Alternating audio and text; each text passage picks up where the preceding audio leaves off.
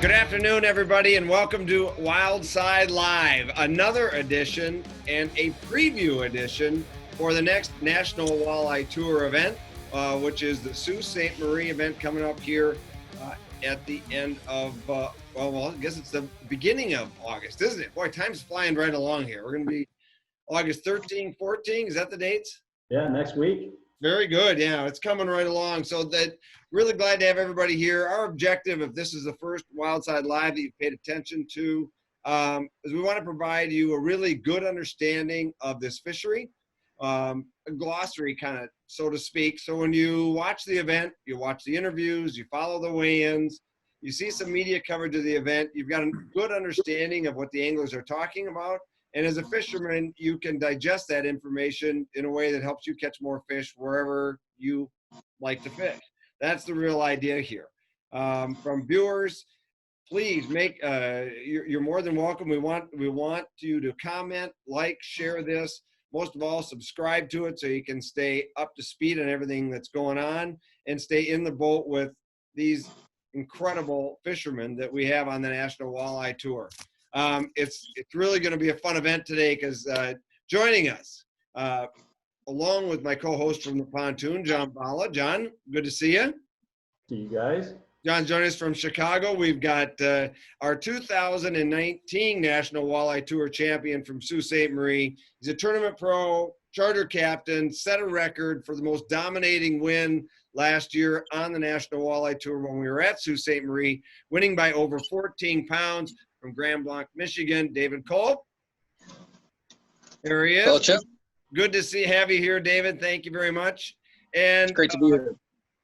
Also from Sault Ste. Marie, Michigan, a former professional walleye trail rookie of the year that I was just reminded of here. I got to hand him that trophy back in the day.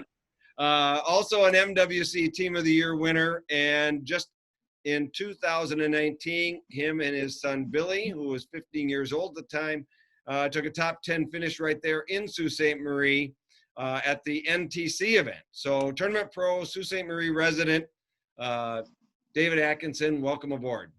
How you doing? It's great to be here. So I'm going to go right to you, David. You live there, you know it, you've grown up there. Let's just give us an overview of this fishery and how this thing stacks up. I mean, how does this lake work? Or this, well, I guess it's more of a water system, isn't it, coming off Lake Superior? Yeah, I mean, the river system, it sounds like the boundaries are open from anywhere in U.S. water, so you can lock up. And I mean, Kwamanon could come into play, but I mean, there's the river system itself, there's fish everywhere throughout here. And the bait, when you get south here and detour and whatnot, the bait is, there's a lot of, even right now, small herring. When you're cleaning fish, you're getting small herring in the belly. So I think the system overall right now is going to be probably play out real similar to last year. It's only a couple of weeks different time frame. As me and Dave were talking about, it's like everybody kind of knows the spots now. The guys have been here in July and August a few times. A lot of these guys have. So I think it's going to play out the same. Every technique's going to be from sled bobbering to trolling spinners, trolling slow death, trolling cranks, shivering. Everybody's getting fish different ways right now. It's weather dependent and wind dependent in a lot of these areas, but I think the system from the locks south is going to be where most people fish, but Canadian water's off limits, so it's going to put a little curveball to a bunch of guys that like that side, but there's still a lot of good water to fish, and I think it's going to play out to be real similar to last year. David, when was the first time you fished the Sioux? I fished the Michigan Walleye Tour. Used to go up there, and I did some events. Oh man, early 2000s, I would say. Okay. Where I was going with my question was because to me, I mean, the first time I was there, I just found it really intimidating. It was so large, and then you had the river that opened up into lakes and all these different connected areas. It was a little bit, a lot of bit intimidating just by where the heck you start. How do you break something that big down? Yeah, it was tough. I mean, we went up there first. When we went up there, we didn't know that much, and you just start hitting spots, and you talk to buddies, and you just find out. We did strictly U.S. then, so it was that helped, keep it a lot smaller. then when they opened up Canada, that's a whole nother ball of wax. That was a lot more water. So it's just, I guess some experience helps, but and talking to people over the years, that definitely helped. A good background up there is very useful. I'll say that. I've probably been up there 6 or 7 times now. It's not that far from me, really. So is there a fish movement or migration through this system? I mean, we see that a lot in different areas that we go out of on any one of these Great Lakes. It seems like it depends on the time of year where these fish are, whether you go out, turn right, turn left, or how far you got to drive to get to them. yeah, I was there the NTC, and it was we fished a lot of the bays. The Muskong Bay was in shallow. It was really popular. A lot of guys were doing that. I mean, like 2 to 4 feet of water. It was crazy shallow. And then they as the water warms up after they spawn, they move out. You know, the bigger fish start moving down. I was really fortunate to find a bunch of big fish last year, and they were headed out to Lake Huron, I thought. So that's where they were going to summer up, but they held up right before the lake because of the conditions. Mr. Atkinson, how many? There's lots of different ways or areas to fish this system, right? I mean, there's bays, there's current, and you can go out into big water. Are we allowed, because you can even lock up into Lake Superior, right? Yes. Yeah, that's what I was saying. Tequamanon Bay's got fish in it. It's your hero or zero there, which, I mean, it's famous for that. But there's a lot of water between here and even Tequamanon that's very fishable. It's just, then you have to deal with the locks is the only negative with it. But there's a lot of good fish caught up there too. Brimley Bay's up there as well, but Brimley Bay's a little slow right now. But there's and my personal standpoint is to lock up and lose that time. I don't think it's worthwhile right now, but like guys like Dave last year came to the Sioux and schooled all of us on the area, most people that haven't even fished. I mean, I pre-fished it, never even found those fish. So it's one of those things where guys come with open minds and they find fish that the locals don't even know about, which is, I learn every time there's a tournament here, even though I live here. Yeah, but that's what we love about tournament fishing, because and even from year to year out of the same place, the fishing changes because conditions change, weather changes. So where are we in our calendar going through a season?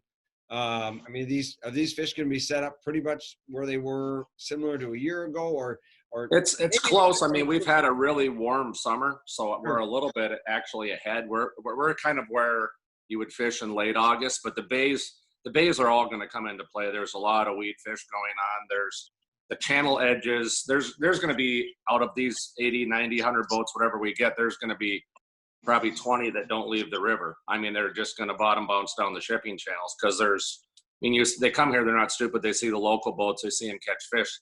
There's fish from the locks right now all the way to Detour, and I bet you 20 boats go to Rogers City and Alpena this year because some of those guys showed last year the run's possible, and there's a lot of big fish being caught. I got buddies that live there and trying to talk me into coming down there right now, but I have a bad spine, so I'm not doing that run. But I mean, that's how far some of these guys are willing to travel, and the guys that ran there last year all cashed checks, so it's going to happen again if weather permits. But the river system holds a lot of fish right now. I think the weights will be really similar. I think first place might be a little less than what Dave did last year, but it's just going to depend if somebody can find that pack of them that there's going to be a lot of boats on the favorite spots. But I think the winners are going to come from a distance, to be honest with you. But before we cut, and I'm going to interrupt a second, John, sorry. But because I think before we go into how we think this is going to fish, I want to back up just a hair and go through David's fishing last year, Kolb. Sorry, with the two Daves. So Mr. Kolb, run us through your program last year, because you were mixing things up a little bit in order to put together the bite you got. Yeah, so I found the spot pre-fishing with the co-anglers. We were trolling. It was a really rough day. We were going to cast, but I'm like, let's just make a pass with trolling, and we troll crankbaits shallow over the rocks. And we made 3 passes in the area, and we caught 3 fish. I'm like, well, this is really good, and they were large. So, 27, a 29 and a half, and a 26 or something like that. So I'm like, well, these are really great fish here. And then that was Monday. And then the guys wanted me to check it the day before the tournament. I'm like, man, it's such a small spot. I really don't want to. And I made one pull through there, and we had a giant on, and the co-angler broke the line. It's a story he'll never forget. He keeps the drag loose now. So I'm like, that was another 8-pound plus fish. So I'm like, okay, that's great. And I didn't want to start in that area because it's right on the way to Lake Huron. So anybody that was driving was going to go and see me if I happened to beat them down there. So I waited till about 10 on day one to go down there, and which was really hard. But I had some really good days in the St. Joe area because I had 3 or 4 days in the St. Joe area where I had 23 to 25 pounds. And I thought that was pretty solid. So I was very well prepared last year. And then, but day one, 10 o'clock, it was really dead. And then a ripple started. And all my fish the fishing that I had done down in the detour area was around noon or 1, and they were biting then. So I took off at 10 and then headed down there, and nobody saw where I was at because I caught 7 fish down there, lost another really good one, and then took off back home. So nobody knew where I was fishing. So what were you doing? What were you doing to boat those fish? I was trolling crankbaits over shallow rock, and I also cast rip and wraps. So the Rapala rip and wrap, I caught 2 in 2 consecutive casts doing that, and it was a little slow. So I'm like, let's just keep trolling. So I did both methods actually. How did you determine when to troll and when to throw? How do you make that decision? Well, okay, so it was shallow, and I didn't want these guys to keep getting hung up. They started to hang up on the rocks, and I didn't want to keep hanging up trying to break lines off, or I didn't want to spook the fish. So I'm like, we're just going to troll. So that's when I decided to make the troll passes, honestly. So yeah, I decided to troll more and I put all 4 boards on one side. I've never really fished like that before, but I put all 4 boards on one side, and I'm going to tell you that I'm not kidding. That Magnum planer, I don't know why, but I think the last day, all of the fish came on. I only had one Magnum planer out. It was the very far one, and I think every one of my fish came on that Mag planer, and they can't sink it. You get an 8-pound fish, and I was only running, 20 to 25 foot leads. So an 8-pound fish on a standard, OR 12 board from offshore will sink it. So that makes life really tough. So the Mag planer, they couldn't sink it, and it was awesome. And that's what I run now. I just run those only. Interesting. But you ended up day one, I think you ended up with 30.97 was your weight on day number 1, which gives you like a 6.19 pound average. Day 2 was 34.07, 6.81 pound average. Overall, 65.04 and a 6.5 pound average. I mean, it's these are tanker fish.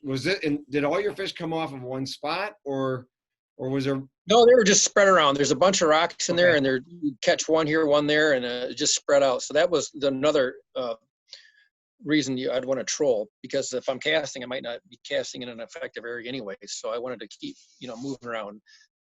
Everybody knows where it's at. It was on both, down south of the island, out by the island, north side of the island. It was all over the place. They're just rocks. So, is there like current in that zone? Does that play? There's play current. On those fish? There is current. That's kind of like a wing dam, really. That neck down there with the rocks. So it's a great attracting spot. The fish will hold up there. So there is current, and it was 70 degrees or so last year, and the lake was 62. So they weren't going out to the lake. So I mean, I came from Lake Michigan side of Michigan, and we used to fish there a lot. And if the water would get cold in Lake Michigan, then they would come in the river channels. It was the same thing there, basically. So the lake was colder, and it wasn't really cold, but it was cool. And they were just not in the lake yet. That's what I thought. And so, and that was an exceptional weight. I've never, I didn't expect ever to catch weight that big at the Sioux. That's just something. I mean, I've done a lot of tournaments there. 40 to 50 pounds normally would win it. So yeah, I was fortunate to find those. No, it was awesome. It was great bags to see. They're beautiful fish. They're big, they're fat, they're juicy. And for that, you took home a nice, big, fat, juicy Ranger boat, which is It was awesome. It was great. It was a grind. I'm telling you, on day 2, I had one fish at about 11:15. I'm like, I was debating in my head, do I go catch a bunch of 1 to 2 pounders? I'm like, no, one fish here is worth 4 of those, so I'm just going to stay here. Yeah, it's the wrong group to look for sympathy, but I certainly feel your anxiety. Yeah. So, Atkinson, is it? Do we have current this year? He's talking about current in there. I mean, how's that shaping up the previous year? It's probably this. Our water is probably looking out. I'm guessing it's probably almost it's close to a foot higher than last year. I mean, the island that's out in front of our house right here used to be high and dry for the most part 2 years ago, and it's mostly submerged now. So it's getting deeper, but there's always a flow. Weekdays, which is tournaments on a weekday, our government lets more flow through the power plants to create more power for the businesses and stuff, is how I've always looked at it. I don't know if that's the reason, but weekends there's less flow in the river as long as the wind's the same, but weekdays there's more current. So we're going to be on weekdays. So, I mean, the fish you find pre-fishing weekdays is probably going to be real similar current, as long as the wind ain't blowing up against it. Sometimes the wind shoots straight out of the south and it changes everything. But I think it's going to be it's very similar to last year. We're about a month ahead because, I mean, our June and July here was the best summer I can remember in 30 years. So, well, yeah, one of the things that I think is really interesting about Sault Ste. Marie in general, the fishing, the one thing I took away from last year, which I wanted to bring up amongst this group here, is so Kolb wins this. He did some casting. Sounds like he did the majority of it trolling. Hoyer, second place. He's almost exclusively casting that event. Yep. Okay, third place, I believe, was Bill Sutton. Who was it? Bill Sutton. Bill Sutton, and he was like pitching jigs, right? I think so. Yeah, he's pitching jigs and some meat on there. King was trolling in 4th. Bass Pro Shop Pro McCoy's 5th, and I don't what was 5th. What was he doing? Trolling. He's trolling. Yep. Well, I don't know what he did the whole time, but he was trolling when I seen him. So, but you look talked about trolling spinners on stage. Yes, you're right. Yeah. Absolutely. So, but it's really interesting there that you've got, just inside the top 5, a really unique mix of presentations. And I mean, and if it's similar conditions, everybody's in there has got a shot. Now, David Kolb walks away with it here by winning by 14 pounds. But everybody else that's got a shot is doing something a little bit different, which is kind of cool. Yeah, 20-pound bag here is a big bag. I mean, if you can get 20 a day, you're in the hunt. I don't know for sure how this one will play out, but it's still going to be close to 50 pounds to win this. I mean, someone could do what David did again, but and the guys casting, if they can find these weed fish, there's a lot of good guys coming that cast a lot. So, I mean, it's going to be interesting for sure, but I think every technique's going to be in play again. And I think I plan on doing multiple things, so I'm sure a lot of these guys are going to be doing the same thing. That's if I can, go ahead, Chip. Sorry. No, go ahead, John. Bring it up. So I wanted to kind of go back to what David Atkinson was talking about. I certainly don't want to glance over, because I think for those people who've never been to Sault Ste. Marie, when he dropped some names like, Chequamegon Bay, Rogers City, we're talking miles and miles away. Oh, it's probably 95-mile run. Right. So I'm gonna actually share my screen here and show you a little bit about what he's talking about to those that have never been there before, what he's talking about, and if David Atkinson, David Kolb kind of want to talk about some of these areas, and I don't think there are any boundaries like David Atkinson said in the beginning. I think it's just Anthony said it was just Canada waters were off. So can you guys see this? Yes. Yep. Yeah, so basically, to those that are watching, this term is going to be run right out of here, right out of basically right in downtown Sault Ste. Marie, correct? Yep. So this darker line here is the Canadian boundary. Up north, you can't go. Obviously, U.S. waters are on the kind of south and the west side of this boundary. If I zoom out, how many miles are we talking from here to maybe the south end of Nebish? 23 roughly in that area. Okay, then from here, from Sioux to down to Detour, the mouth of basically Lake Huron, how far is that? Probably 46 miles. 46 miles. Now, David Rough. Atkinson had mentioned that some guys were running from all the way up here out to Rogers City area. If I zoom out on this map, that is basically the entire tip. You are crossing almost the ocean to get over here. What kind of currents, what kind of waves? Obviously, this could absolutely just ruin a guy's trip. I mean, this looks like it's another 45 or 50 miles in open water, correct? Yeah. And they did it last year, and I think it was day 2. It was pretty rough.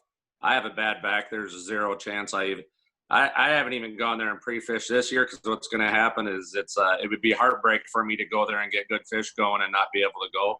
And I don't want to destroy my body worse. But there's going to be a lot of guys that go there. I know that, and that's the kind of guys we have to beat. But yeah, that's a run, and that's a run this guy can't do. So what are you talking about in terms of how much fishing time you have in calm conditions to get down here, to get there and back? Well, you're figuring if it's calm, it's going to take him an hour and 45, I'm guessing, to get over there. I would say. But So I mean, back, that's 3.5, and you got maybe 8. Joe Okade last year go by, and there wasn't much of his boat in the water, and he didn't seem to mind it. So then those guys are a little braver than I am. So yeah, so Joe had a bass boat last year. Yeah, and I think they switched boats afterwards. I think maybe Blosser gave him his boat or something the second day, or switched boats because it was supposed to be rougher the second day, but you know, you really get down there and those guys probably have 3 hours to fish. So you have to, and they fish that a lot. There's a lot of guys that fish. But like I said, buddies that live there that I usually have a handle on what's happening there. And I mean, I know it's good right now, but I'm not focusing on that because I got some partners and they might do it, but I know my body personally can't do it. But I think it's going to be a player in the game 100%. So then if you're talking about the locks, these are the locks right here, basically right in town. If someone were to lock through, how far, I mean, is it kind of in this bay area here that most guys would concentrate if they were going to, well, obviously. Well, if you go back and down, I can't see it very well, but Tequamanon Falls, there's that bay, Tequamanon Bay can do really well. A lot of the stuff in the upper river, to be honest with you, a lot of the good stuff, in my opinion, is in Canadian waters. But right where your cursor is, that was Tequamanon Bay. With that finger that sticks out, that's the bay. The river's right above it that dumps out. It makes the water really tannic looking, and it can be phenomenal. It's more of a spring bite and fall. Like if this was a November bite, there'd be 50 boats up there, or if it was a May bite. But it's a well-known area now. But there's a lot of good fishing. If you look at Brimley Bay's there, which is way closer to the Sioux, but I don't think a tournament could be won out of Brimley right now. I mean, I think you could cash a check there, but I think South is going to be the key here, my personal opinion, but I know some guys will go up to Tequamanon. I mean, they do every year. So, but it's going to be, I think, someone could get them close. Lake George is a big player in this. I mean, Lake George is probably our most famous area here. Half of it's cut off now with the Canadian water gone, but it's kind of a blessing too in some ways because there's slot limits and all kinds of things to play with over there. So is this the type of fishery, like we just came off of Green Bay and everybody brings up Green Bay. I love Green Bay because I can fish Green Bay the way I like to fish. Does this set up the same way that if I'm just looking at that top 5, I'm kind of saying yes, and if I want to fish jigs, I can do that. If I want to cast crankbaits, I can do that. I want to throw glide baits, I can do that. I want to troll crankbaits or spinners, I can do that. I think the top 10 is gonna have people doing specifically those things, and some are gonna do. I plan on casting some and trolling some unless things change between now and tournament day. But I think a lot of guys are going to do. I'm sure Kolb's going to do it. I'm sure a lot of these guys are. I mean, you're going to hope for your big fish, and then you're going to try to go to a number spot. Or some guys are going to get their numbers because you can call here. Some guys are going to try to whack a limit and then go for the big fish. So It depends how. I look at it as rolling the dice. If I run to my big fish spot and I'm not the first one there in a couple of these spots, these fish are going to get beat up, and the water's really clear. So if you're not first come, first serve, you kind of wasted your boat ride, in my opinion, because if 3 boats hit it, they're probably done. Where if you go and fish for your small fish first, those guys might have cleared off those other piles and they might reset. But there's a lot more pressure this year than I've ever seen on.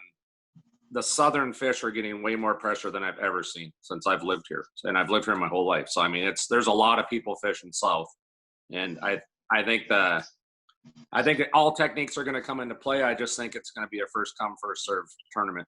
I really do. John, how does this stack up to years past? All right, well, let's get into some weights. You know, David Kolb mentioned it earlier about 60-something pounds is kind of the anomaly here for sure.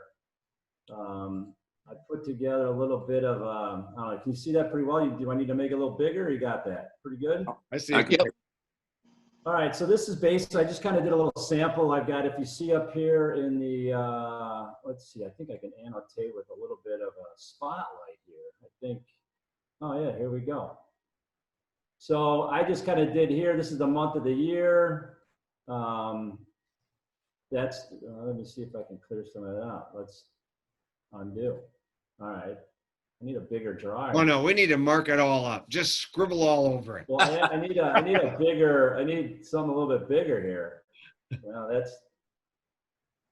well here, okay. So anyway, so I got month over here. This is the time of year that these tournaments were held. Some of the year I've got a PWT, a bunch of MWCs, which are, team events. PWT is a Pro-Am, NWT. I do not have the Michigan Walleye Tour. David Kolb probably helped me out on some of those.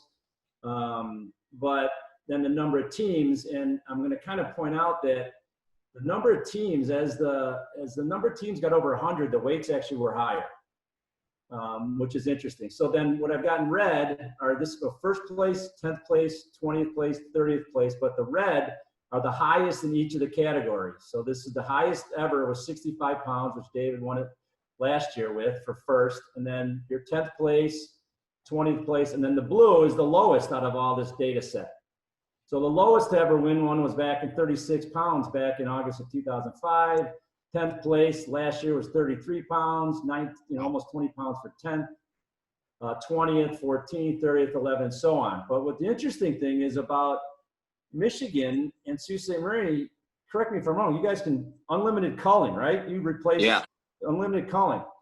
Yep. Despite the unlimited culling, the best percentage of the field catching a 2-day limit is 33%. Out of these 16 guys, 16 teams out of 49 anglers. Last year, 28% of the field, there was 111 pros and co's, only 31 of them caught 10 fish total out of a place where you can unlimited cull. Unlimited cull. Well, there's a minimum. We got a minimum, but there is unlimited culling, right? Yeah, 15 inches, but that tells you that only 31 guys weighed in 10 fish. The lowest here was 4 back in 2012. 4 teams weighed 10 fish in 2 days. Just incredible. That just shows you how this is a story of the haves and the have-nots. Now, if you go down to this blue here, I averaged them all out. So average teams, 98. First place average, 49.5 pounds. That's what David Kolb mentioned. And most of the time, it's in the 45 to 55 pound range. 10th place, 27 pounds. And 30th place, which for a 100 boat field is going to pay about 30 places down at 25 to 30, you need an average of 18 pounds. But the highest, which was last year, was 27. And it looks like the last couple of years, I think you had mentioned David Atkinson and his son did really well in 2019 MWC. 176 teams, 30th place was 21 pounds. So like I said, the higher number of teams, the higher weight it took to actually finish in 10th, 20th, or 30th. So interesting stuff there. It's incredible to me that when you can cull as much as you want, it still is very difficult to bring in a 5-fish limit 2 days in a row. Yeah, it's a lot of weather dependent here. I mean, if we get wind, like I said, if it blows up the river, a lot of the guys that are just going to fish the river are going to struggle because I don't know how it turns it over, but it definitely changes the whole bottom. Even the shipping channels are 30 to 35 feet deep. and there's fish all over in them. But I mean, if you spend the day, if you're out today right now, it's calm. I guarantee you could get a limit fairly simple. Winning fish, no. But if you need to get a limit, you could scratch them. But there's other days you'll be coming back from, if you're in Monascon and come back and you need one fish in a local tournament, there's times that you just can't get them to bite in the river if the wind's the wrong way. So even though it's a river system and it flows out to Lake Huron, it's still wind dependent, which is, I find bizarre. I'm sure some of the walleye gurus could explain it better than me, but considering it's a river system, it's amazing to me how much the wind really affects it. And today we have a little bit of a cold front. It's in the 60s and it's been in the 80s. So, but it'll be interesting for sure what the weather will do. Well, we're just about a week out of this, so things are coming together. And obviously, from what you're saying, it's going to take. I mean, the weather's is a big factor, right? I mean, if people are making long or planning to do long runs, they better be well prepared to have a backup plan. Yeah, even those guys that do it one day. I mean, one day down there can give you a bag that sets you up for a check. I mean, so if Thursday the wind's laying down and those guys can run, you better hope the spots here go. And I'm sure David Kolb knows that too. You better hope that your fish go, because those fish tend to go there when it's calm or windy. I mean, they've had a really good summer there in the Alpena and Rogers City area, but I know I can't do it, so I'm not going to waste any time pre-fishing there. But I have buddies that have already been there. So I mean, there's going to be big weights coming from that area too. So is there kind of a minimum on day one that you need to have a shot on day two? I would say, 18 to 20 pounds, you're still on the hunt if you were to smash them the second day, but it's going to depend on, you got guys like Dave Kolb come here and crack 30 pounds. It makes it a little tough for the rest of us. Yeah, that was rare. Yeah, well, I'm glad I got the 622 because I'm considering doing longer runs. So yeah, I think a lot of us are probably going to have to, but I can't do as long as ones that some of these guys are going to do. I know that, but. So let me ask you guys, both of you guys, this question right here. What is the perfect fishing condition day for this event? a 1 foot chop on Lake Huron. Yeah. That's what I'd say. 1 foot chop. I mean, cloudy, sunny, does it matter which direction? I like a little bit of overcast, but I mean, if the sun's peeking out and stuff, I mean, it's just a matter if you're pulling spinners or even the cast and shivers or rip and wraps, I kind of change based on cloud cover. But like today would be kind of a tough bite here. It's pretty calm right now, but at the same time, depending on where you're fishing, little chop with a little bit of overcast to me is ideal, but that's my opinion. Yeah, that's what I'd like to see, especially if you're going to make a long run. You don't want it too windy because you're not going to have any time if you get there. But a little chop, and then when you get there, maybe a little bit more, and then lay down before you come back, right? So that'd be ideal. The guys that are catching them in town and 20 miles away down by Nesbitt or whatever, they're hoping for 20 to 30 mile-an-hour winds every day. Yeah, exactly. And you better have multiple spots in case something like that happens, So I think Johnny Gilman went all the way to Rogers City last year. He zeroed the first day, then he stayed in the river the next day or in the area and caught 17 pounds and change. So even though we're surrounded by trees on both sides, when it blows here, I mean, that current flowing in the river, if the wind comes from the south, to me, it's my least favorite wind because it abuses me. But there's a lot of trees on both sides here. You can run. I mean, it's favorable for fishermen, but at the same time, the wind still you're not, if you go to Nebish, say you're fishing there, or even Monascon, it's a 25-minute boat run. If we got 20 mile-an-hour wind, it's a 45-minute, 50-minute boat run, unless you're willing to dedicate your spinal column, which I'm not.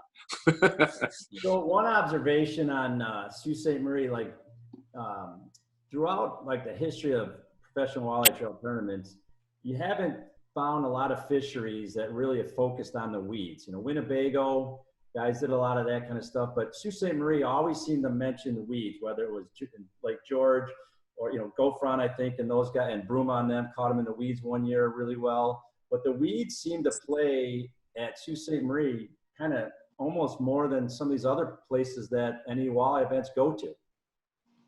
I think we have a lot of weed, though. I mean, you have the bays, I'm right across from Beta Wasi, you have Monascon, Lake George is 2/3 weeds unless you get out past the 17, 18 feet of water. Rayber Bay is good, Maud Bay. A lot of the Canadian bays are off limits now, but there's weed fish or fat fish. They're all in there usually gorging. And I mean, these rockfish are obviously big fish too. A lot of them are full of gobies and crayfish, but the weed fish are always healthy. Spring, summer, fall, it doesn't matter. I mean, we filmed a few shows up here in the fall. In November, our fish are tanks, but you know, I mean, so those are all weed fish too, just moving out of the weeds. So I think, I mean, I would take weed fish over most of the rockfish, to be honest with you. They're just a little bit harder to catch. All right. Anybody got any, I'm going to go right down the line here and get some sort of prediction if you want to go out on a limb and let us know what you think. We're going to start with our reigning champion at Sault Ste. Marie, David Kolb. Looking into your crystal ball, you're just starting pre-fishing now. I know that, but I haven't been up there yet this year. So crystal ball, I'd say 52 pounds to win. To cash a check, about 30 pounds. All right, very good. Mr. Atkinson, what's the local pulse? I would say, I'd say 48 to 50 pounds. I'd say 50 pounds because somebody's gonna bang some good ones. Same thing. I mean, it depends how many boats we end up with, but I think 30 pounds will probably get you close to a check. 30, 32 pounds, depending on if we get 90 boats or 110 boats. I mean, I don't know at this point, but what they're going to pay down to. But I think that's pretty. I mean, it's going to be right in that area for sure. Mr. Balla? I'm going to say I think it's going to be down like about 46 or 47 pounds to win it. And I would say 20th place is probably going to only be somewhere 23 pounds, 22 pounds. Why are yours different? Are you just basically going off your data? Pretty much.